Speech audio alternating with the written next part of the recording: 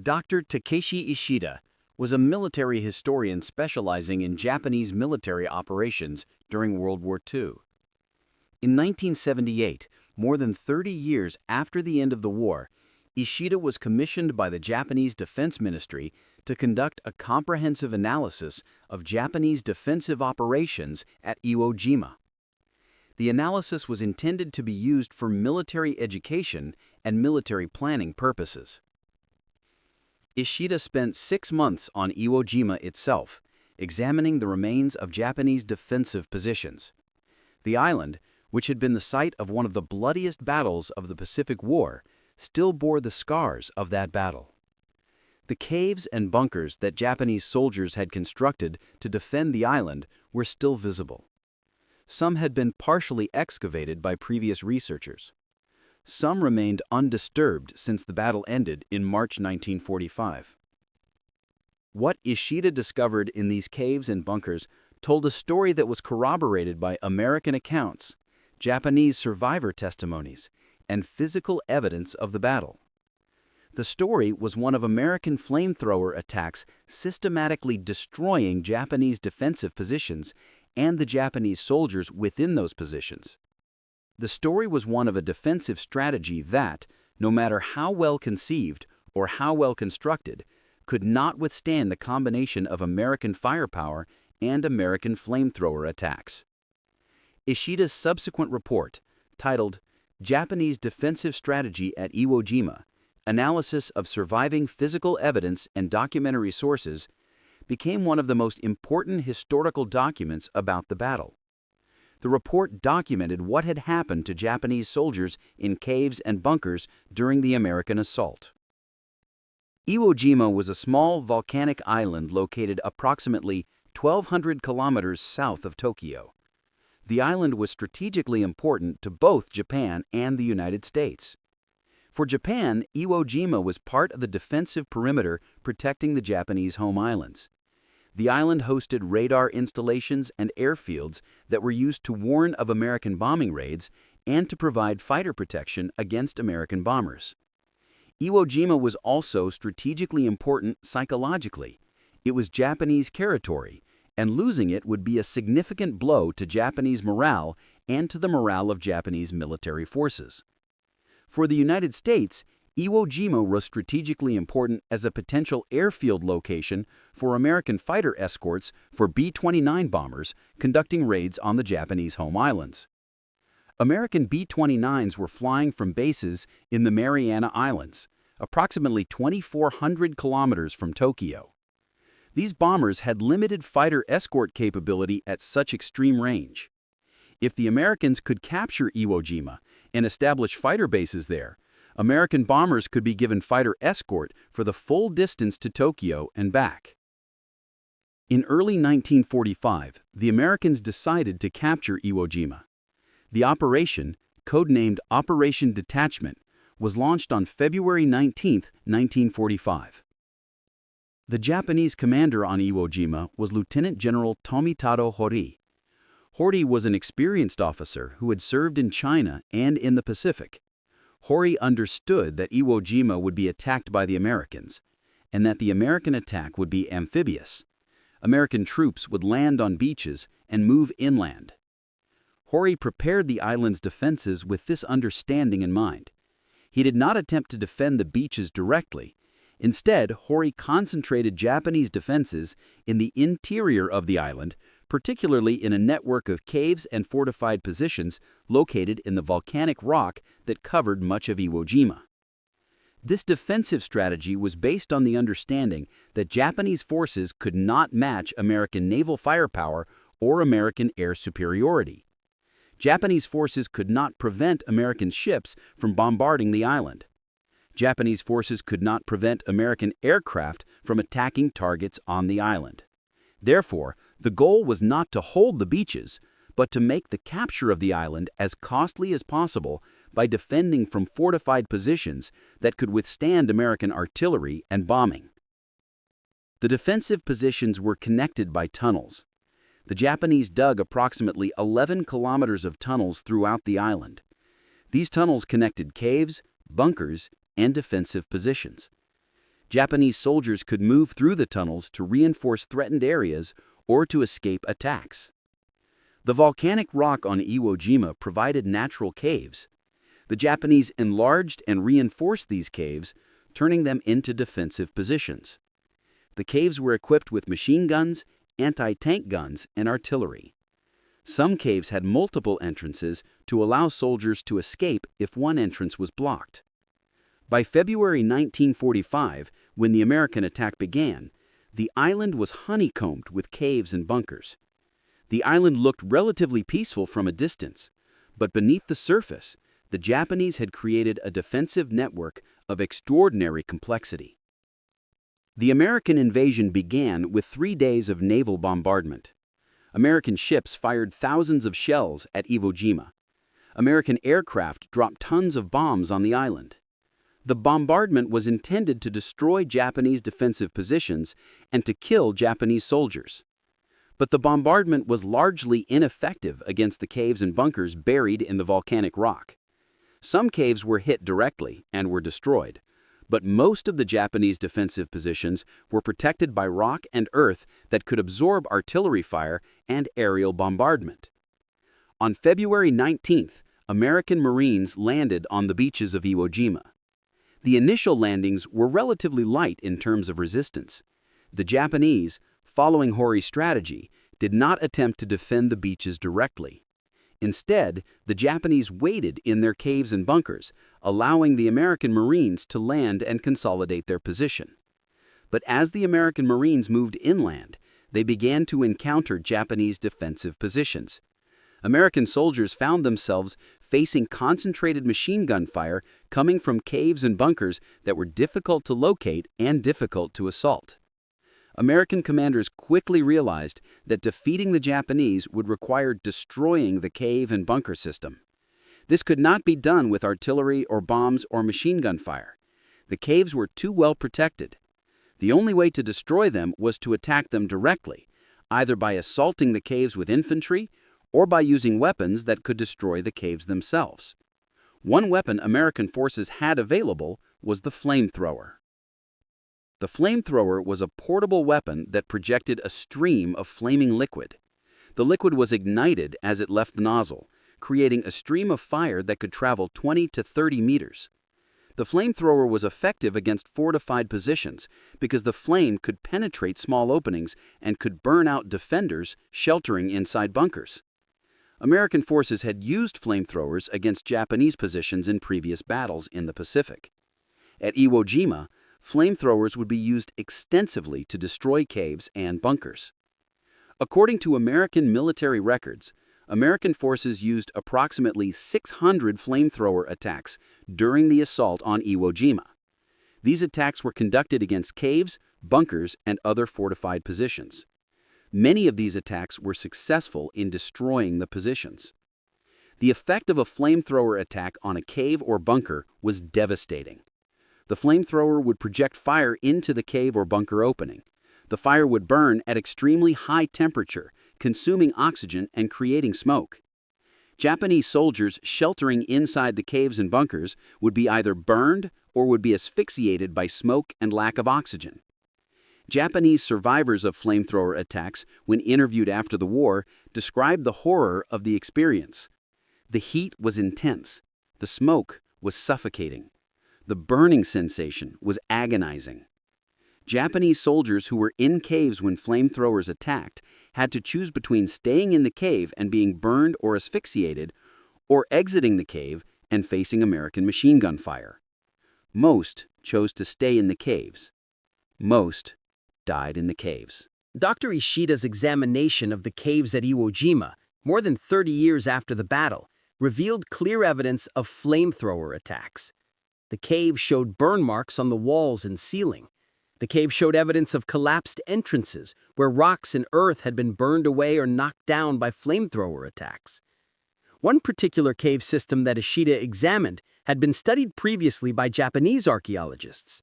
The cave had multiple entrances and was connected to the tunnel system that ran throughout the island. The cave was approximately 100 meters long and had several chambers. Evidence in the cave indicated that approximately 50 Japanese soldiers had sheltered in this cave during the American assault. Remains of ammunition boxes, food supplies, and military equipment were found in the cave. The remains of approximately 30 Japanese soldiers were found in the cave. The burn marks on the walls and ceiling indicated that flamethrowers had been used to attack the cave. The marks were most concentrated near the entrances, suggesting that American soldiers had projected flame into the cave from outside. Ishida examined other caves and found similar evidence. Most of the caves that had been used as defensive positions showed burn marks. Many of the caves had been collapsed or sealed by American assault teams after the defenders had been killed. One cave that Ishida examined showed particularly graphic evidence of what had occurred. The cave had a main entrance that faced downhill. In front of the cave, American soldiers had apparently positioned a flamethrower and had projected flame into the cave opening. The burn marks extended from the cave opening deep into the cave, covering the walls and ceiling for the first 20 to 30 meters. In the deeper parts of the cave, beyond the reach of the flamethrower, Japanese remains were found. According to analysis, the Japanese soldiers had retreated deeper into the cave when flamethrowers were used against them. But the heat and smoke had apparently been sufficient to kill them even in the deeper sections of the cave. Dr. Ishida's analysis drew on the accounts of Japanese survivors of the battle. These survivors were relatively rare. Only about 1,000 Japanese soldiers out of approximately 21,000 survived the battle. Of these survivors, only a few had been in caves or bunkers when flamethrower attacks occurred. One survivor, identified in Ishida's report as Survivor A, had been a junior officer in a cave system on the northern part of the island. According to his account, his cave was attacked by American forces using flamethrowers. The account read, "The cave had 3 entrances. We were defending the cave with machine guns positioned at each entrance. When the Americans attacked, they used flamethrowers against the entrances. We could see the fire and smoke entering the cave. The heat was intense. Soldiers near the entrances were burned. Soldiers throughout the cave were coughing from the smoke. We tried to move to the back of the cave, but the smoke followed us. The heat was unbearable. Many soldiers lost consciousness from the smoke. The Americans kept using flamethrowers. After what felt like hours but was probably only minutes, the Americans stopped using flamethrowers. They then used grenades to seal the cave entrances. Our cave was sealed. We were trapped." The survivor had escaped the cave through a small tunnel that connected to another cave system. He had survived, but most of the soldiers in his cave had died from burns or smoke inhalation. Another survivor, identified in Ishida's report as Survivor B, had been in a different cave system. His account described a similar situation. "We were in a bunker that was connected to a cave system. The Americans attacked the bunker with flamethrowers. The flamethrower operator projected fire through the firing slits of the bunker. The bunker began to fill with smoke. Soldiers were burned by the flame that came through the slits. Others were suffocated by the smoke. We tried to retreat deeper into the cave system, but the smoke was following us. The heat was so intense that you couldn't breathe. After several minutes, we gave up. We decided to exit the bunker and face the Americans. Most of us were killed as we exited. I was one of a few who survived." These survivor accounts were consistent with each other and with the physical evidence that Dr. Ishida found in the caves. They described a weapon that was nearly impossible to defend against once it was used against the cave or bunker. Dr. Ishida also examined American accounts of flamethrower operations at Iwo Jima. These accounts, documented in American military records and in post-war interviews with American veterans, provided additional perspective on how flamethrowers were used. According to American accounts, flamethrower operators understood the effectiveness of their weapon against Japanese defensive positions. American soldiers developed tactics for using flamethrowers against caves and bunkers. The typical tactic was to identify a cave or bunker opening. American soldiers would position flamethrower operators at a distance from the opening that allowed the flamethrower to project fire into the cave or bunker. Other American soldiers with rifles or machine guns would provide covering fire, shooting at any Japanese soldiers who attempted to exit the cave. The flamethrower operator would then project flame into the cave or bunker opening. The flame would burn at extremely high temperatures, consuming oxygen and filling the interior with smoke and heat. The duration of the flamethrower attack would typically last from 30 seconds to a few minutes. After the flamethrower attack ended, American soldiers would approach the cave or bunker to confirm that it had been neutralized. If there were survivors, they would be killed. If there were no survivors, the cave or bunker would often be sealed with explosives or by collapsing the entrance. According to American military records, this process was repeated hundreds of times during the assault on Iwo Jima. One American soldier, interviewed by Dr. Ishida's research team decades after the war, described his experience as a flamethrower operator.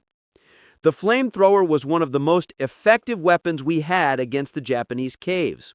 When you hit a cave opening with the flamethrower, you could see the effect immediately. The smoke would come pouring out of the cave. You could hear explosions inside the cave as ammunition and explosives detonated from the heat. Sometimes, Japanese soldiers would come running out of the cave trying to escape the fire. We would shoot them. Most of the time, nobody came out. The cave had been burned clean. Dr. Ishida's analysis demonstrated a fundamental strategic reality. The Japanese defensive strategy at Iwo Jima, while tactically sound in concept, was ultimately vulnerable to American weapons like the flamethrower. The Japanese strategy was to force American soldiers to assault defensive positions one at a time. By defending from caves and bunkers, Japanese soldiers could inflict heavy casualties on American troops attempting to assault these positions. If enough American soldiers were killed, American commanders might decide that Iwo Jima was not worth the cost and might withdraw. But this strategy did not account for the effectiveness of flamethrowers. Flamethrowers could neutralize caves and bunkers without requiring American soldiers to assault them directly. A flamethrower operator could destroy a cave full of Japanese soldiers, with the operator himself remaining relatively safe. The Japanese had no defense against flamethrowers. Japanese soldiers could not shoot flamethrower operators from inside caves because the flamethrower operator could project flame through cave openings. Japanese soldiers could not exit caves to assault flamethrower operators because American riflemen were positioned to shoot anyone exiting the cave.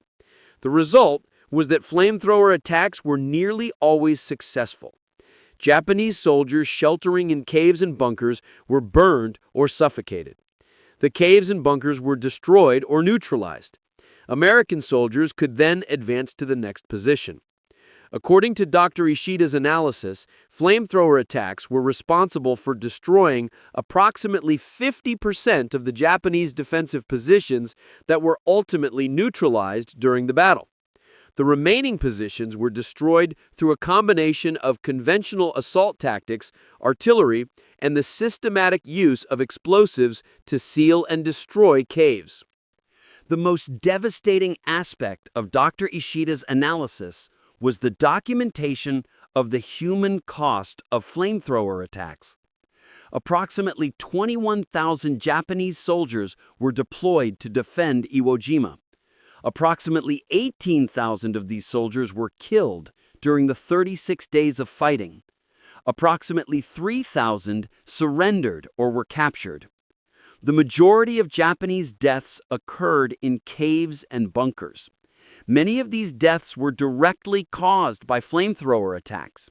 According to Ishida's analysis, approximately 40 to 50% of Japanese casualties resulted from flamethrower attacks or from the secondary effects of flamethrower attacks, such as asphyxiation from smoke and heat, or from soldiers being forced to exit burning caves and being killed by American riflemen.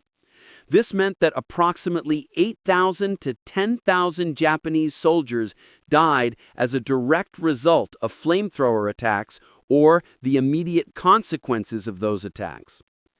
American casualties at Iwo Jima totaled approximately 6,800 killed and 19,000 wounded. While these casualties were significant, the casualty ratio showed that American forces were inflicting significantly higher casualties on the Japanese than they were suffering themselves.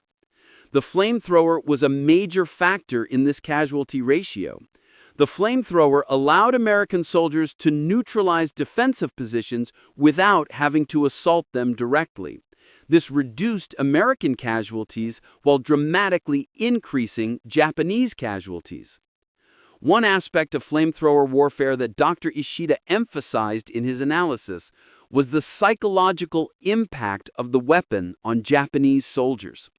Japanese soldiers knew that if they sheltered in caves or bunkers, they faced the possibility of being attacked with flamethrowers. Flamethrower attacks were horrifying. The heat, the smoke, the burning, these created a terror that was difficult for soldiers to overcome.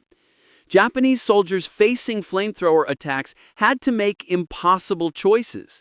They could remain in the cave and be burned or suffocated. They could exit the cave and face machine gun fire. Neither option offered a reasonable chance of survival. Some Japanese soldiers, rather than face the horror of flamethrower attacks, chose to commit suicide. They detonated grenades held against their own bodies. They threw themselves off cliffs. They refused medical treatment and allowed themselves to die from wounds rather than be captured. This behavior was encouraged by Japanese military leadership, which had propagandized that surrender was dishonorable and that capture by the Americans would result in torture and death. Japanese soldiers believed these propagandistic claims. They believed that death was preferable to capture.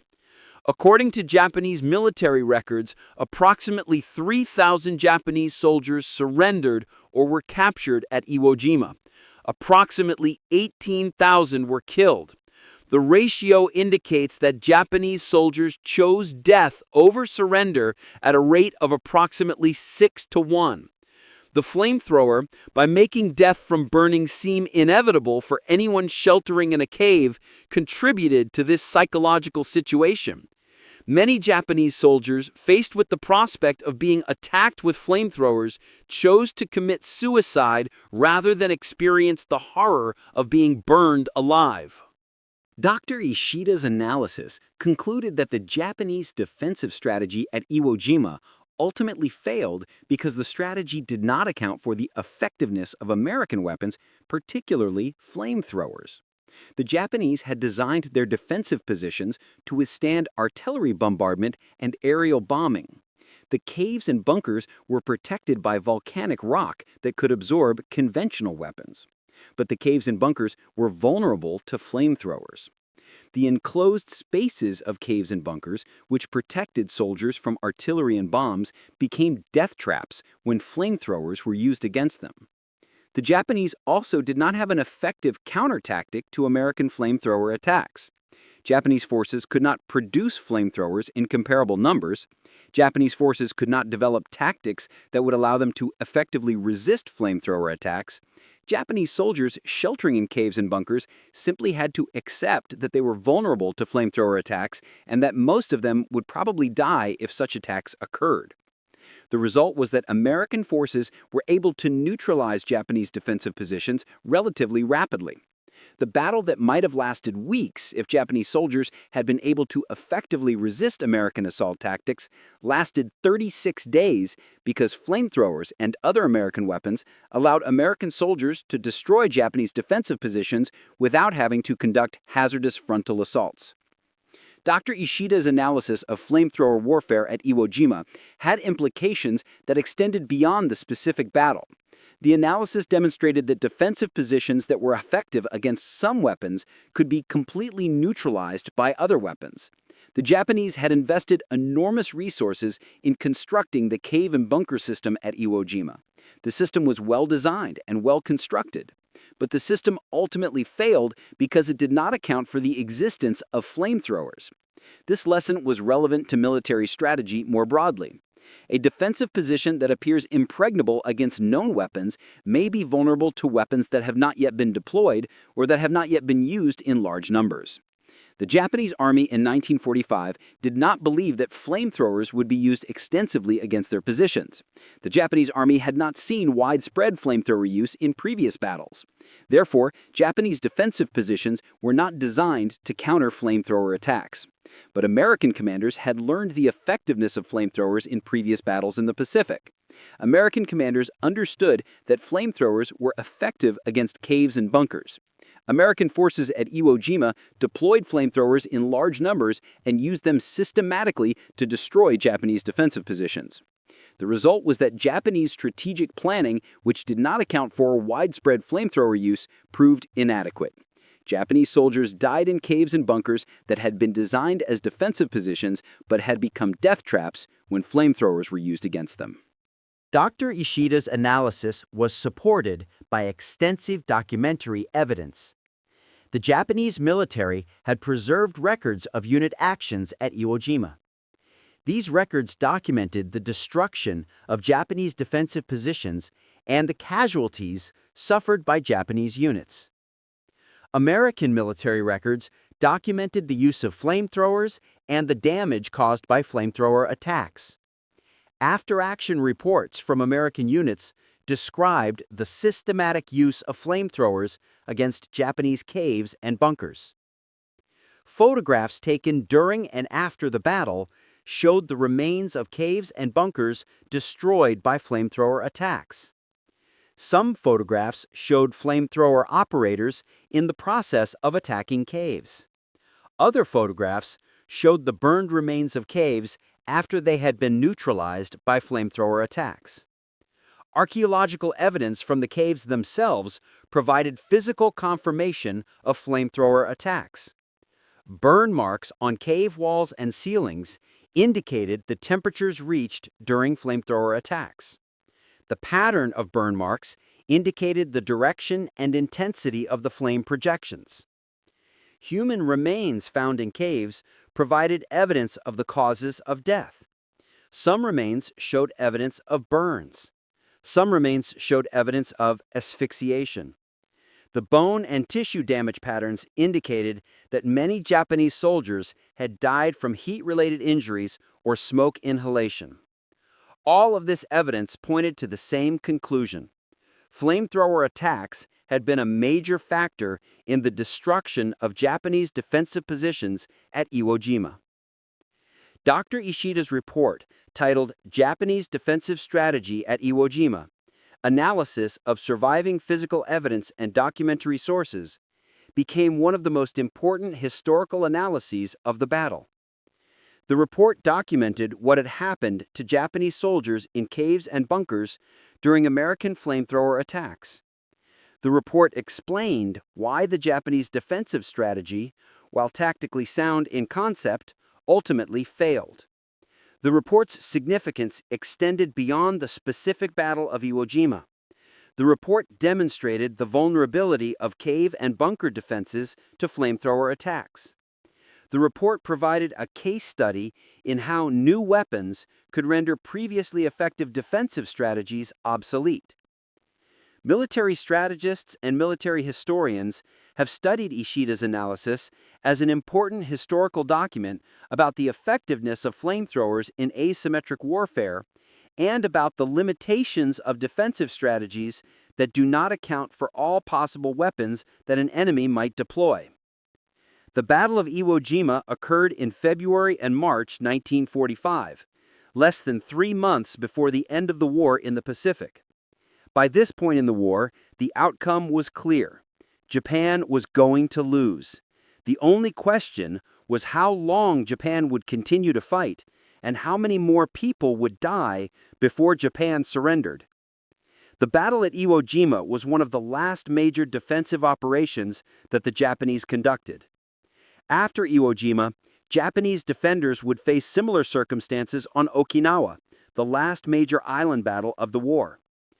The lessons that Dr. Ishida analyzed about the effectiveness of flamethrowers against caves and bunkers, about the vulnerability of defensive positions to new weapons, about the human cost of defensive strategies that did not account for all possible weapons that an enemy might deploy, were lessons that Japanese military leadership should have learned, but did not. After the war, Dr. Ishida used his analysis to educate Japanese military planners about the importance of understanding enemy capabilities and of designing defensive strategies that accounted for all possible weapons that enemies might deploy. His analysis became part of military curriculum in Japan and in other nations. Dr. Ishida concluded his analysis with a reflection on what the caves themselves testified to. The caves at Iwo Jima are more than archaeological sites. They are monuments to Japanese soldiers who died defending positions that were ultimately indefensible against the weapons that the Americans deployed. The burn marks on the cave walls are a record of the flamethrower attacks that destroyed these positions. The remains found in the caves are a record of the human cost of a defensive strategy that did not account for the effectiveness of flamethrowers. The caves tell a story of men who were in an impossible situation. They were defending positions that could be destroyed by weapons against which they had no effective defense. They were sheltering in caves that became death traps when flamethrowers were used against them. Most of them died in these caves. The story of Iwo Jima is not a story of military victory or defeat at the tactical level. The story is a story of how weapons determine military outcomes. The Japanese had designed defenses that were effective against certain weapons. But the Americans had weapons that rendered these defenses obsolete. The Americans had flamethrowers. The Japanese did not. The result was that American forces were able to destroy Japanese defensive positions and to capture the island. The caves at Iwo Jima bear testimony to this reality. No bunker was safe from flamethrower attack. No cave was impregnable against the weapon of fire. The ocean became American not through superior tactics, but through superior weapons. Iwo Jima fell not through tactical failure, but through the deployment of weapons that Japanese defensive strategy could not counter. Dr. Ishida's analysis of Japanese defensive operations at Iwo Jima remains one of the most important historical documents about the battle. The analysis is studied in military academies around the world as a case study in how weapons determine military outcomes. The analysis demonstrated that military victories and defeats are ultimately determined not by the bravery of individual soldiers or by the tactical brilliance of commanders, but by the weapons available and the ability to deploy those weapons effectively. The Japanese soldiers at Iwo Jima were brave. Japanese commanders were tactically skilled. But neither bravery nor tactical skill could overcome the reality that American soldiers had flamethrowers and Japanese soldiers did not. Neither bravery nor tactical skill could overcome the reality that caves and bunkers were vulnerable to flamethrower attacks. The caves at Iwo Jima remain, more than 70 years after the battle ended. The burn marks are still visible on the walls. The remains of Japanese soldiers who died in these caves have been removed and given proper burial by Japanese and American governments, but the caves themselves remain as testimony to what happened there. The caves testified to the effectiveness of flamethrowers against defensive positions. The caves testified to the vulnerability of enclosed spaces when attacked by weapons designed to project flame. The caves testified to the human cost of a defensive strategy that did not account for all possible weapons that enemies might deploy. Most importantly, the caves at Iwo Jima testified to the fact that in modern warfare, the side that has superior weapons will generally prevail over the side that has inferior weapons, regardless of how well designed the defensive strategy is or how bravely individual soldiers fight. This is the lesson of Iwo Jima. This is the lesson that Dr. Ishida documented, and this is the lesson that the caves themselves, with their burn-scarred walls and their tragic history, continue to teach to anyone who understands what they represent.